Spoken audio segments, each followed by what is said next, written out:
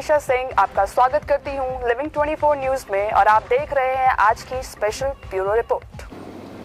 जी आपका स्वागत है हमारे चैनल में। बहुत बहुत धन्यवाद आपका। जब बात करें गोवर्धन, एक यूनिक नाम, यूनिक स्टोरी, गोवर्धन जी, मतलब गोबर ही धन है, जैसे शायद यही मीनिंग होगा।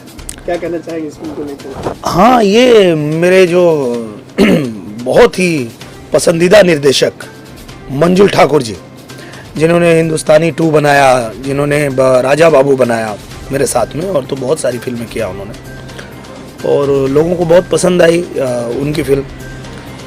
तो उन्होंने जब मुझे ये स्टोरी सुनाया तो वो इसका टाइटल लेके आए थे कारीगर, और जब मैंने पूरा सुना, कहानी सुना, तो मैंने कहा कि भैया तो इसका नाम आप कारीगर क्यों रखे हैं, इसका नाम तो गोवर्धन होना चाहिए। तो उनको भी अच्छा लगा, बोले कि हाँ ठीक बोल रहे हैं। तो हम लोग फिर बोले कि फटाक से अप्लाई कीजिए, और अप्लाई किया गया, हमको मिल भी गया गोवर्धन।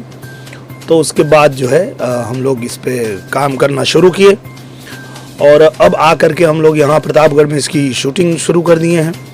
और 3 दिन अभी हुआ है, लेकिन इसको करते हुए इतना मज़ा आ रहा है कि मुझे फिर से राजा बाबू की याद आ रही है कि एक बार फिर हमारे जो दर्शक हैं, जो हमारे भाई हैं, जो हमारी बहनें हैं, जो हमारे चाहने वाले हैं, उनके लिए मैं फिर से ये कह सकता हूँ कि एक बहुत ही मनोरंजन वाली फिल्म ये गोवर्धन मिलने वाली है।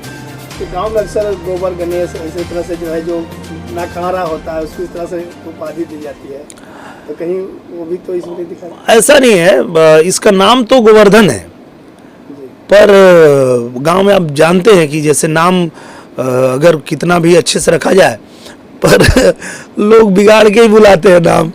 तो गोवर्धन नाम है इसका, लेकिन अब पूरा गांव गोबर गोबर ही कहता है।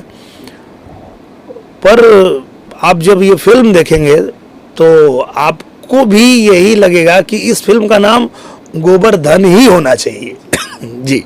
मेकिंग की भी बात की जाए, प्रोडक्शन की बात की जाए, तो इसमें जो प्रोड्यूसर हैं जयंत घोष जी, प्रवीण कुमार जी और कलीम भाई जी, बहुत ही अच्छे मेकर हैं लोग। और देखिए, जब एक अच्छा मेकर होता है तो ही इतना पेशेंस रख पाता है और इतने समय इंतज़ार करके और अपने एक एक पहलू पे अच्छे से काम करता है, तो ही अच्छी फिल्म बनती है। तो मुझे लगता है कि जब ये लोग आए थे तो उस समय 1 साल बाद का डेट था मेरा। मैंने बोला भैया 1 साल बाद कर पाऊँगा? बोले कोई बात नहीं, उतना समय तो हम लोग को लगेगा इस पे काम करने के लिए। तो उस पे स्टोरी पे काम हुआ, गाने पे काम हुआ, और फाइनली जब हम लोग शूट कर रहे हैं तो ये लग रहा है कि हाँ, अगर प्रवीण जी ने और जो बाकी हमारे जयंत जी जो प्रोड्यूसर लोग हैं, उन लोगों ने भी ठान लिया था कि हम फिल्म अच्छी बनाएंगे। तो ये ईश्वर की कृपा ही कहेंगे कि लॉकडाउन के बाद जितनी फिल्में मुझे मिली हैं करने को, वो सारी एक से एक फिल्में मिली है। मैंने फसल किया, फसल के बाद मैंने उसके पहले भी मैंने वो किया आई मिलन की रात, बहुत ही शानदार फिल्म है वो फिल्म। आज से मुझे लगता है कि 15 साल पहले संतोष मिश्रा जी उसको लिखे थे, और जिस प्रोड्यूसर के लिए लिखे थे वो पता नहीं बना पाए, वो फिर वो स्क्रिप्ट रखी रह गई। और अभी अचानक जब हम लोग लॉकडाउन के बाद शूटिंग करने के लिए आने लगे इनकी एम.आई. राज जी की, तो एम.आई. राज जी ने जो मुझे स्क्रिप्ट दिया, मैं बोला अरे भैया ये तो फिल्म बन चुकी है, ये आप स्क्रिप्ट कहाँ से लेके आ गए? तो बोले आए, तो अब तो हम लोग को जाना है तुरंत शूटिंग पे, अब क्या करें? तो मैं सभी राइटरों को फ़ोन लगाया कि भैया किसी के पास अगर अच्छी स्क्रिप्ट हो तो दीजिए। तो संतोष मिश्रा जी को कॉल किया, तो उन्होंने एक स्क्रिप्ट दिया, मज़ा नहीं आया उतना।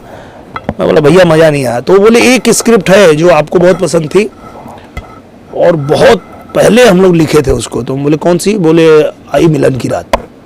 मैं बोला हाँ, तो फिर वो लेके आइए। फिर हम लोगों ने वो फिल्म किया, बहुत अच्छी फिल्म बनी, अलग ही उसका लुक है।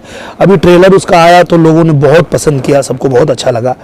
गाने उसके बहुत अच्छे बनाए थे हमारे ओम झा जी ने, और कहानी तो कमाल की थी ही, और हमारे संतोष मिश्रा जी के डायलॉग तो होते ही हैं एक नंबर। तो वो फिल्म किया। उसके बाद मुझे एक बहुत अच्छी फिल्म मिली फसल, और फसल में भी पराग पाटिल जी के साथ काम करके मुझे सच में बहुत मज़ा आया। और मुझे लगा कि इस आदमी को लिखने का हक है, ये आदमी लिखता है कि पराग पाटिल स्टाइल सिनेमा, तो इस आदमी को हक है। बहुत अच्छी फिल्म बनाया उन्होंने फसल।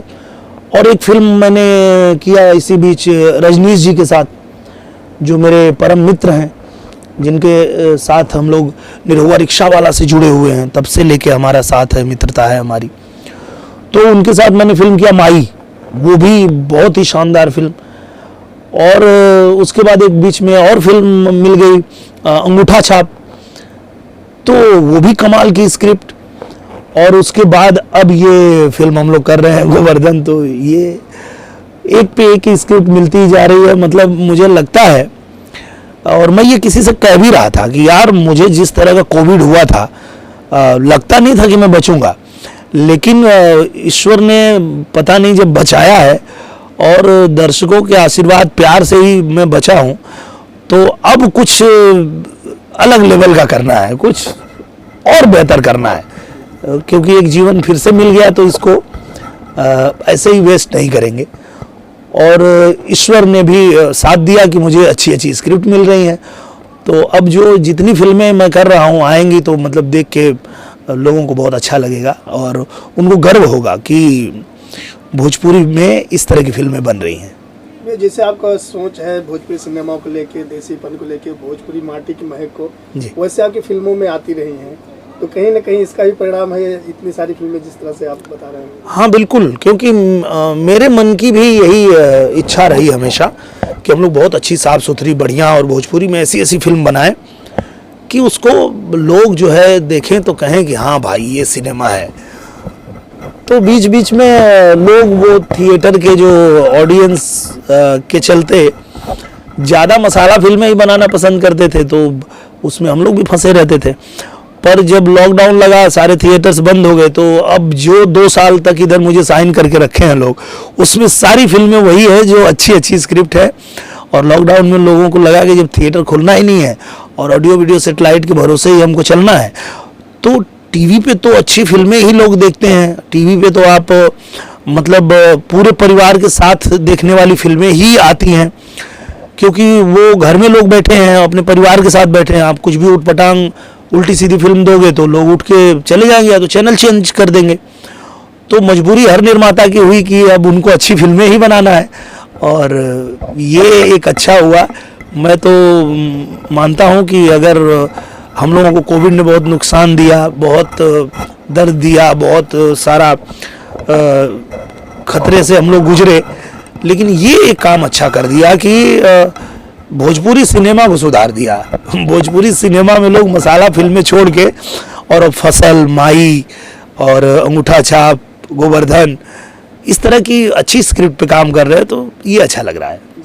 मैं बात करें निर्माता, जैसे फिल्म निर्माण में हमेशा अच्छी फिल्में बनती है, ऐसे में जो फिल्म वितरक हैं बिहार में अच्छी अच्छी फिल्में रिलीज करते हैं, प्रवीण कुमार जी, अब प्रोडक्शन के क्षेत्र में एज ए प्रोड्यूसर भी उतर गए हैं। क्या कहना चाहिए प्रवीण जी के बारे में? प्रवीण जी के बारे में मैं यही कहना चाहूँगा कि एक प्रवीण जी के बारे में भी, और मैं निशान जी के बारे में, दोनों लोगों के बारे में कहना चाहूँगा कि दोनों लोग ही वितरक होके और इतने अच्छे कॉन्सेप्ट पे फिल्म बना रहे हैं। नहीं तो नॉर्मली मसाला फिल्में ही पसंद करते हैं जो वितरक लोग होते हैं, जो डिस्ट्रीब्यूशन करते हैं, उन लोगों को मसाला फिल्में ही चाहिए होती है। लेकिन ये दोनों लोगों ने ही, निशान जी ने भी बहुत ही बेहतरीन स्क्रिप्ट माई बनाया, द प्राइड ऑफ भोजपुरी माई, और वैसे ही ये हमारे प्रवीण भैया भी ये भी बना रहे हैं गोवर्धन। तो मुझे ये देख के बड़ा अच्छा लग रहा है। तो मुझे अब ये भी उम्मीद जगी है कि अब जब थिएटर्स खुलेंगे तो वहाँ हमारी सारी अच्छी फिल्में जो है लोगों को देखने के लिए मिलेगी और लोग बहुत आनंद उठाएं।